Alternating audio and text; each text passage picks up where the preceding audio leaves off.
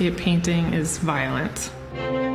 It's about possession of the land, even though it might be plastered over with beautiful lighting and vast. So the idea of indigenous erasure is a settler's wet dream, okay? And we have to ensure that we are not understanding and seeing history and interpreting it through then settler logic and settler eyes.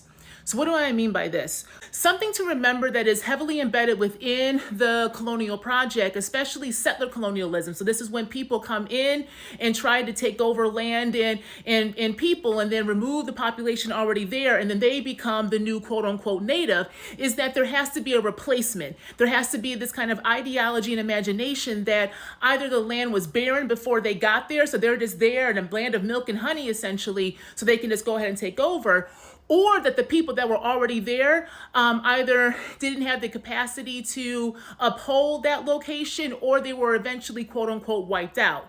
Now we know that is not true. Indigenous peoples are around the world still here, hence why there has to be this doubling down ideologically of a settler's right to settle where they are, usually invoking some kind of primordial past or invoking some kind of divine right to be there. Either way, both of them are relying upon a religious ideology that underpins a settler logic, okay? And we see this a lot in the US as well. And one of the biggest ways that this kind of logic is reinforced is actually through art. This is why I say right now in particular, creativity is a huge thing we need to lean into as part of the resistance to this encroaching imperialistic agenda, right?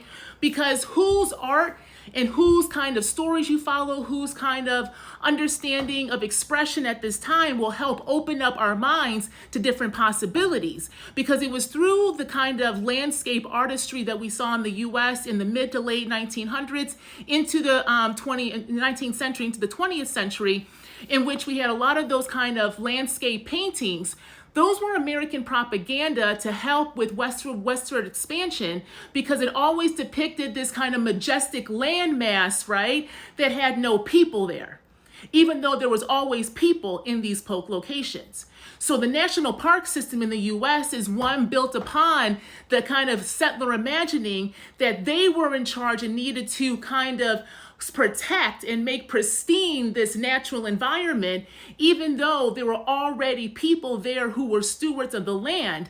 In order to make national parks here, indigenous populations literally had to be displaced, and then the imagining that the state was now taking care of the land solidifies the settler's mark in history. Know whose lens you're using to analyze the facts.